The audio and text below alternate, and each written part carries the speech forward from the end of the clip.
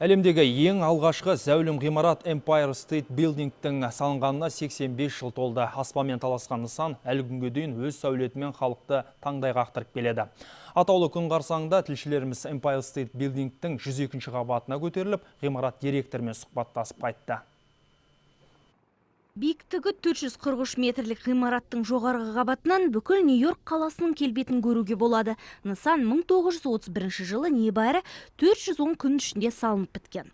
Осы уақытқа дейін Американың бас нышанында өрт те өзге де қайғылы оқиғалар болған екен. 1945 жылы кешеннің соңғы қабаттарына бомбалаушы ұшақ соғылса, адамдар да атақты ғимараттың төбесінен құлап өмірлерін қиған кездерде жоқ емес. Empire State Building обсерваториясының директоры Жан-Ив Гази нысанның құрылысы рекордты кезеңде жүргізілгенін айтады.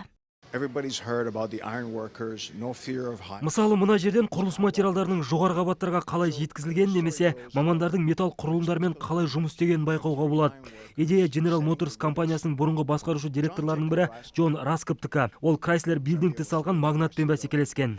Empire State Building'те Голливуд артистерінің қатысуымен көптеген фильмдер түсірілген. Бүкіл әлемге танымал Кинг-Конг киносының үзіндісі де солардың қатарында. Бізге Том Круз, Селин Дион, Пенелопа Круз, Риана сынды белгілі адамдар келіп тұрады. Біреулер келетін жайлы алдын ала хабарласа, Селин Дион баласын ертіп күтпеген жерден келді. Біз оларға бөлек экскурсия өткіздік. Ал кешен төбесінің түсі елде болатын маңызды оқиғаларға байланысты күнде өзгеріп тұрады.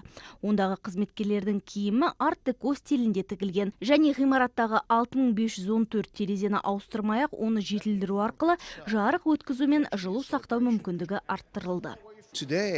Бүгінгі таңда бұл кешенді энерготиімділік үлгісі деп атауға толық негіз бар. Орташа есеппен барлық ғимараттар электр энергиясының 80%-ын қолданса, біз оның 40%-ын үнемдейміз. Жыл сайын ақпан айында атаңызға айналған ғимарат алдында жүгіруден жарыс ұйымдастырылады. Қатысушылар 10 минут ішінде баспалдақпен жоғары жүгіріп шығуы тиіс. Дариға Ташенова, Майра Кабиева, Майк Джоэл, Нью-Йорк, ақш.